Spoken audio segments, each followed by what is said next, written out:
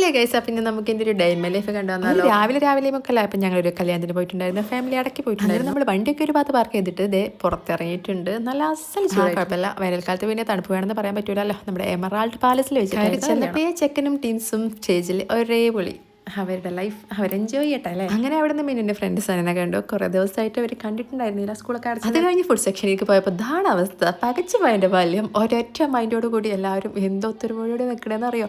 ആ വാതിക്കെ നിൽക്കണ അവനില്ല, കോർഡിനേറ്റർ അവനെ സമ്മതിക്കണം. ക്ഷമയുടെ നെല്ലിപ്പല പല പ്രാവശ്യം കണ്ടിക്കണേ എന്നുള്ളത് അവൻ്റെ ഫേസ് കണ്ടാൽ തന്നെ മനസ്സിലാവും.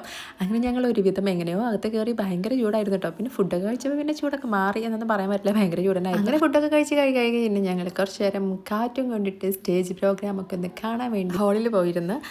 പിന്നെ ഇതാ മുന്നേ എന്തോ ഒരു സാധനം, നമ്മുടെ ആഫ്റ്റർ ഫുഡിൻ്റെ ആ ഒരു മധുരമുള്ള സാധനം ഉണ്ടല്ലോ, അതെനിക്ക് ഭയങ്കര ഇഷ്ടമാട്ടോ. പക്ഷേ ഡയറ്റ് ആയതുകൊണ്ട് കഴിക്കാനും പേടിയാണ്. പക്ഷേ അവൻ്റെ കയ്യിൽ നിന്ന് ജസ്റ്റ് ഒരു ചെറിയ പീസൊക്കെ വാങ്ങി കഴിച്ചു. പിന്നെ ഞങ്ങൾ അവിടെ നിന്ന് പോരുകയാണ്. നെക്സ്റ്റ് ആയിട്ട് എനിക്കൊരു കൊറിയർ അയക്കാറുണ്ടായിരുന്നു, കാസർഗോഡ് കൊടുക്കാനുള്ളതാണ് കേട്ടോ. അതിനുള്ള എല്ലാ സംഭവങ്ങളും പോയി വാങ്ങിച്ചിട്ട് വേണം. അപ്പോൾ ആദ്യം തന്നെ ഡ്രസ്സ് എടുത്തിട്ടുണ്ടായിരുന്നു.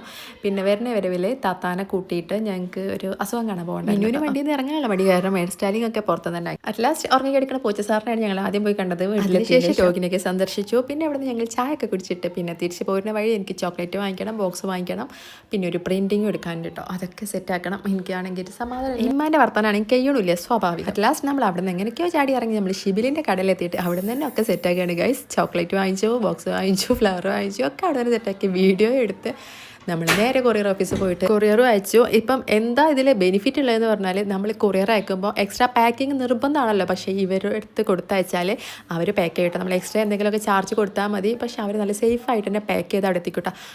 അപ്പം അവിടുന്ന് അതൊക്കെ കൊടുത്ത് തിരിച്ച് വരവിൽ കുറച്ച് സാധനങ്ങൾ വാങ്ങിക്കാണ്ടായിരുന്നു. അത് വാങ്ങിച്ചു വീട്ടിൽ എത്തിയപ്പം നമുക്ക് ഫ്ലിപ്പായിട്ട് നിന്ന് ഒരു കൊറിയർ വന്ന് കിടക്കുന്നുണ്ടായിരുന്നു. ഈ ഒരു ബാഗാണ് കേട്ടോ. എനിക്ക് നല്ല ഇഷ്ടമായി, അടിപൊളിയല്ലേ. അപ്പം ലിങ്ക് വേണമെങ്കിൽ കമൻറ്റ് ചെയ്യാം. അപ്പോൾ ഒക്കെ എടുത്തിട്ടുള്ളവരേക്കും ബൈ.